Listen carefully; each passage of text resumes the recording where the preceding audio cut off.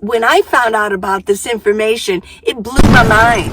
Hey everyone, I need you to do something for me, okay? I need you to subscribe and give me a thumbs up, and I need you to make some comments on this. You can even comment while I'm talking. You know, you can leave a comment and make it go up, and then if I say something else that comes in your mind, you can leave another one. You can leave as many comments as you want, so I need you to do that for me, okay? And I made you coffee, so sit back. This is going to be an interesting conversation because I discovered this and I want to share it with you. Cheers. Okay, ready? Now, just imagine if there was a nation where 3/4 of the working class citizens of working class age got up in the morning, went to work every day, and shouldered the responsibilities of their families, plus the responsibilities of millions of others. Now, this is a place where 1 in 5 don't have to go to work. They don't work, but they also get to enjoy food, housing, money to spend, okay? They get to enjoy those things. Well, this isn't just a hypothetical, mystical place, okay, or an experiment. This is America right now. I discovered this and I did a lot of research on it, and it's called disability. How many people have you ever met that have been on disability and you've looked at them and go, they seem okay. It's not like they can't walk. You know what I mean? They're not. How many people, okay, how many people do you see in disabled parking spaces, and you watch them and they drive in, they put the little thing on there, and then they walk, and you think, what's their disability? I don't understand that. So I'm going to lay this all out. I've got a lot of statistics. So let's get going with this, okay? Please, I need you to do something else for me too. I need you to watch it all the way through. This is going to be a good one. So sit back, drink your coffee. Let's go. Let's go.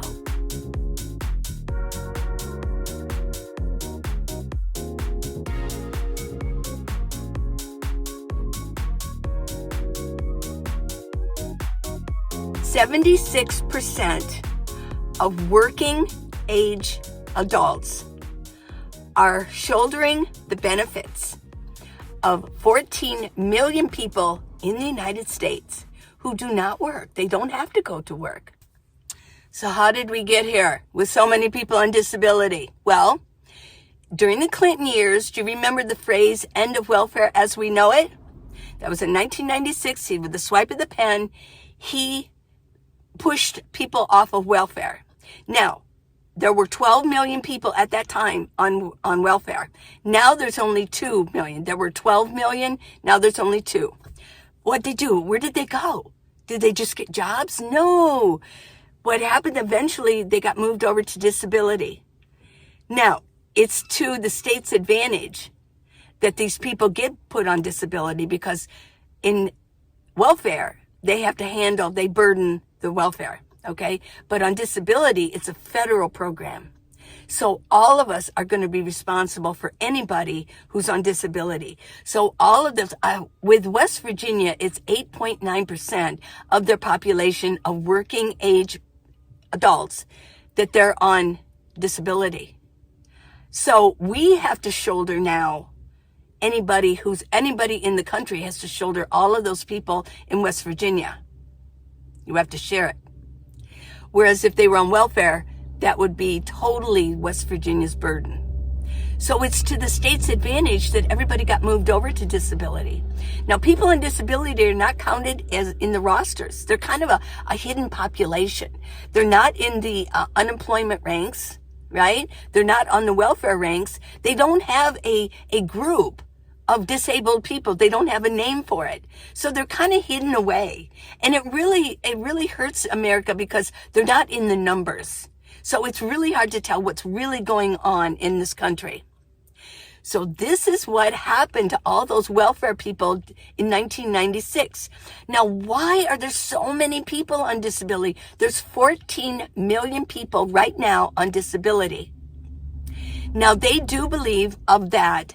They believe that probably about 13 million of them really aren't all that disabled. Now, I know that there are some really disabled people, right? And they cannot work. But the bulk of them really could work. And a lot of them, their diagnosis, like if you go to the doctor, you don't get like, what's your diagnosis? What's wrong with me, doctor? He doesn't go, you're disabled. No, there are differences going on. In 1960, I'm going to leave a chart here. In 1960, what was considered disabled with the different ailments, and I'm going to show you what's going on in now in 2024, what's considered a disability, what's the highest. Because there really are a lot of people that you meet to say, oh, I'm disabled, and you think they don't look disabled. And some of them say, well, I've got, I'm bipolar, or I have high blood pressure, or I have diabetes. Well, back in the 60s and even the 70s, 80s, people who had even, like back pain or something like that, they still went to work. But nowadays, they're putting them on the roster of disability. Now, a regular welfare check was average was $282. Disability now, the average is $1,482. Unbelievable. Now, it doesn't sound like a lot, but I will say that in Social Security, and that's from my working experience, I only get $1,019. Here's the real shocking factor. One of the reasons that, people still apply for welfare when they're indigent and they can't work anymore and they're not on unemployment, or if they even got unemployment, but they're not working anymore or their unemployment quit, they will apply, and they have such a need, they will apply for welfare. Okay, so then it takes a little while to get on welfare. But once you're on welfare, there's a company. It's called Public Counseling. It's PCG, Public Consulting Group. Yes. And it's based in Washington. And what they do is they have big offices with desks with a lot of people with headsets on and people that are constantly calling. All 50 states hire them. And they're constantly looking for potential disability recipients. So they're going through all the rosters of people who have applied for welfare. The states give them these names. And and what they're doing is they're working on getting them that are on welfare and getting them into disability. So we're all losing out. Oh my gosh. So they will help, the PCG company will help them fill out the applications. And they'll refer them to doctors in their community who will help them with what their ailments should be, so they don't get denied by Social Security. Now, if they do get denied for disability, what they do is there's lawyers that work for this company and they go to court for them. So a lot of times the judges are the ones making the decisions, and the judges are usually in that community where they're working in that state that they want to get them on disability, to take the burden off the state and to put it on the backs of all Americans. We're dealing with 14 million people on disability. Let me get some statistics here. And I will mention that when they do go to court, there's no lawyer for the Social Security Administration at all. There's only one lawyer, and that's for PCG, for the client who they want to get on disability. So it's between the lawyer and the judge. Okay? So let me get some of this information here. Now, the states can save $40,000 for one person to get them off of welfare onto disability. So the federal taxpayer now pays $1,483 per disability recipient versus $262 from state welfare. Okay, so let's follow the money with the PCG. They get paid $8,000 to $12,000 per person moved to disability. Yeah, it's a good business for them. They have a 60 to 70% success rate. And the contract values are for PCG 3 to 20 million per state. That's per state. They process thousands of applications annually. Have you ever seen those commercials? I haven't seen, of course, I don't watch TV anymore with commercials, but have you ever seen those commercials where they say, have you been denied disability? We'll help you. Well, that's them. Yeah. I did not know this. Did you? I mean, this is good information. I don't care what color you are. And I'm not talking about race. I'm talking politically. If you're red or you're blue, this should concern you because, workers are shouldering this all over the country. So yeah, if you are, wherever you are, if you're in Colorado, which they have, Utah is the least amount of welfare and disability recipients of citizens. West Virginia is the highest, and then there's a lot of in between. The highest is West Virginia, Mississippi, Alabama, and Arkansas. And I believe it's Utah. I think it's Utah, California, Colorado, and then there's another one. Maybe I'll find it in my notes here. I didn't memorize everything, okay?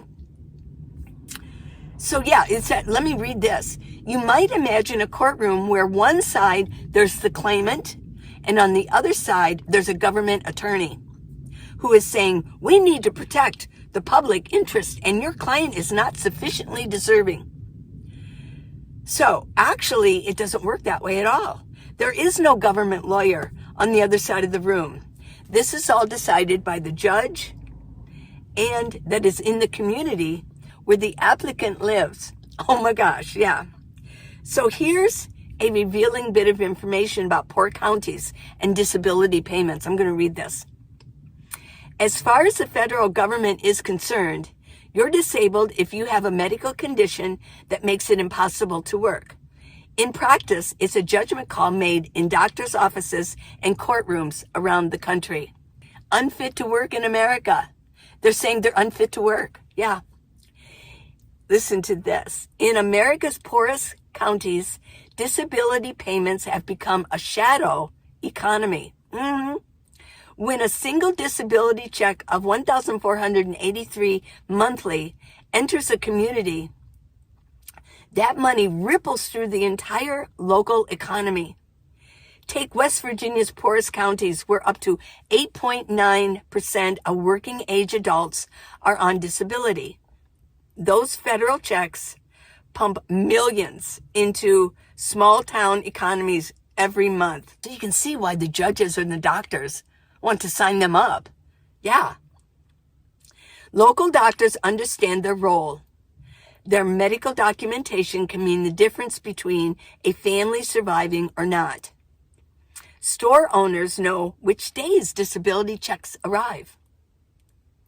It's when their shelves get emptied, okay? And landlords structure rent around payment dates.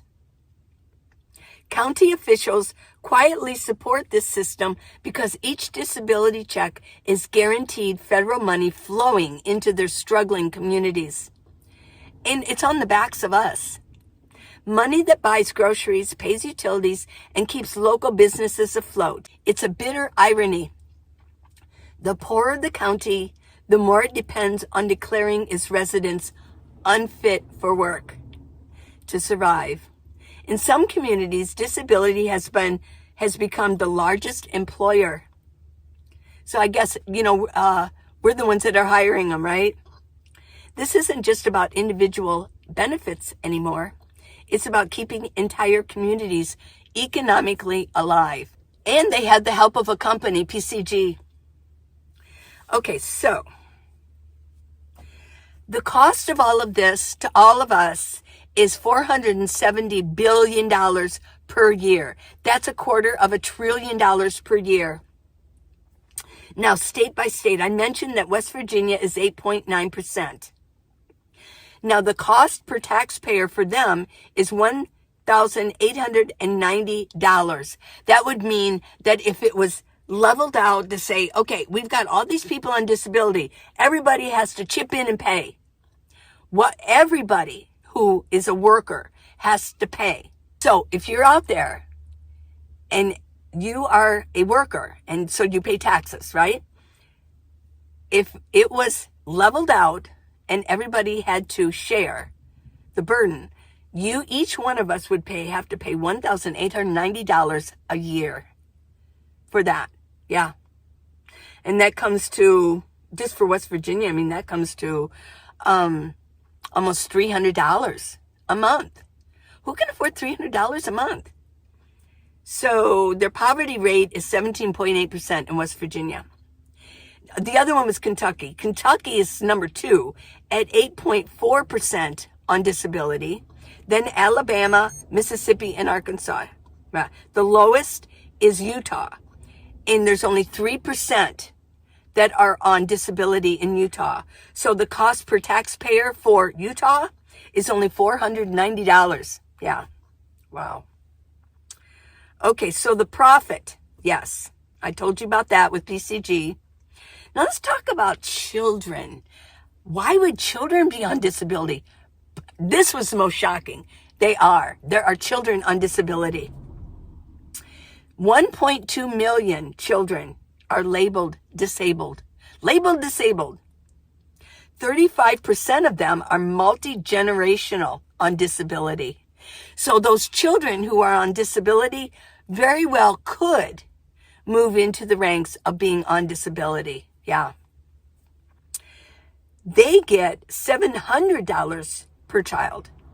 So if you have one person, one adult on disability, and their child is on disability, let's see, that's $1,500 and $700. That's $2,200 per month when one adult and one child is on disability. Yeah, there are future implications on this. Yeah. When you are a kid, a disability can be anything that prevents you from progressing in school. 2/3 of all kids on the program today have been diagnosed with mental or intellectual problems. So what should we do as a country? Do for people who aren't making it? Well, Americans want to be generous, but Americans don't want to be chumps, right? I mean, we're ending up being chumps on this. I will mention that I do like to watch Judge Judy when I'm not filming or writing. Sometimes I don't know why, but I love to watch her. I love her spunk, and I love what she says to some people, but she asks people, she goes, she says, well, what do you do? She wants to get a feel of who people are. Well, what do you do for a living? And they say, I'm disabled. And she goes, really? She goes, well, you're on disability. And they go, yeah. And I go, because she'll go, well, how do you support yourself then? And they'll go, well, I'm on disability. And she'll say, well, what's your disability? You're standing there. I don't get it. 'Cause she knows where this is going because she likes to do her own statistics, right? And do her own gathering of information because she's got that smirk on her face when she says it. And they'll say something like, well, I'm bipolar, or I have panic attacks. I have anxiety disorder, or something like that. And she always looks at the recorder or whatever and just shakes her head. Yeah. In the past, people still went to work when they had things like that. You still have to go to work.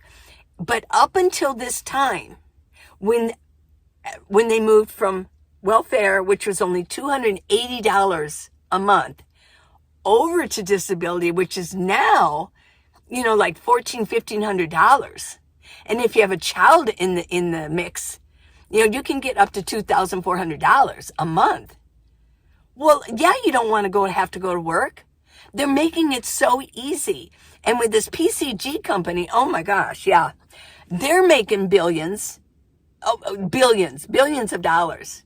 I don't care if they have an office and they have to pay all these people. They can get anywhere from 8 to 20 million per state. Now you times that, yeah. They're making a mint off of getting people off of welfare into disability. Yeah. It's crazy. So here's the machinery here. Right now, 800,000 are waiting for approval. Oh my gosh. It takes 18 to 24 months wait times. 65% are initially denied for disability. And the states save $40,000 per case when they do get on disability. That's why they have those lawyers go in. Yeah. So what is the future implications of this? Oh my gosh. Well, today I mentioned $470 billion, a quarter of a trillion, okay? But in 2030, it will be 600, if we're going the same way, it'll be $648 billion. That's over $500 billion every year for people on disability. So by 2030, every American taxpayer will pay, yes, that's when if we spread it out, every taxpayer will pay $4,200 yearly. That's $350 monthly for your paycheck, from your paycheck, to maintain a system that's declaring many Americans unfit for work every day. Okay, so I'm going to give these statistics real quick. So who's working and who's paying? Who are these people who work, who actually go to work and shoulder the burden? 58% of working Americans pay federal income tax. Now, federal disability is federal, but the fund that it comes out of is through our withholding Social Security. But when it comes to income tax, that actually flows in also, because the fund of Social Security sometimes isn't enough. They're taking away from retired seniors who worked all their lives, and they're depleting that fund. So actual federal income tax has to come in and help. Now, not everybody pays federal income tax because some people just don't make enough, so they don't pay. It's the higher up that pay the most. I will mention, I did the research on it. Elon Musk, last year he paid $11 billion in taxes, which equals to paying for 7 million families for food stamps a year. So, yeah, a lot of people say, oh, they're not paying their fair share. Actually, I mean, he pays $11 billion a year in taxes. So who is paying? Let me get back here. So who is paying federal income tax? Because when it comes to Social Security withholding tax, anybody who works pays in. But only 58% of working Americans pay federal income tax. Yeah. The top 10% pay 71% of all of it. Yeah. And top 1%, like Elon Musk, fund massive portions of government spending. Yes. So who's not working? 23% of working age adults don't work. 23%. Now, let's break this down, though, because there's students, there's mothers staying home that don't work or taking care of children, and there's legitimate disabled people. But they're saying there's 14 million people on disability right now. They're saying 12 million able-bodied adults on benefits are very questionable. That's a big burden for us in the United States.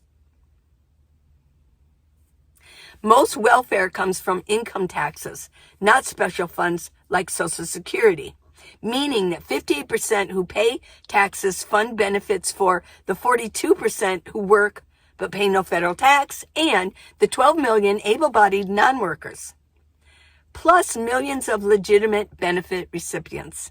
Yeah. So I looked up what is considered rich, because you hear so much of this. Well, the rich aren't paying their taxes. The rich are getting, yeah. The rich are defined as $170,000 per year or up and plus, the top 10%. Yeah. So here's my closing thought. I'm going to read it. The question isn't whether we should help those truly in need, because we should. The question is, how long can a society sustain a system where a shrinking group of workers supports an expanding group of non-workers? And at what point does taxing productivity to fund non-productivity become destructive to everyone? Okay, so I hope you enjoyed this. Tickle your brain. You might be mad about it, but when our eyes are open, when our ears are open to what's really going on, we can all start working together. We don't have to be like, well, you're red, well, you're blue, you're left, you're right, right? And then just add in the races. Oh my gosh, and everybody, bickering over each other. No, if we can come together and we can see what's going on, there are people out there draining our economy. And I will mention, I mean, if you consider $250 billion, we are so in debt that we might actually lose the dollar. The dollar could crash. We've got to stop this now. We really do. Or the dollar could crash. And I've talked about this in earlier videos. A lot of people don't understand the implications of that. The world as we know it will no longer exist in this country anyway. So we've got to get a handle on this. Okay? Okay. I love you guys so much. Please subscribe. And beyond that, you can go to Amazon, look at my books, or you can go to minivanlee.com. Okay? I love you guys. I'll see you tomorrow. Okay? With another subject. Maybe a little bit more lighthearted. We'll see. We'll see. I love you. Bye.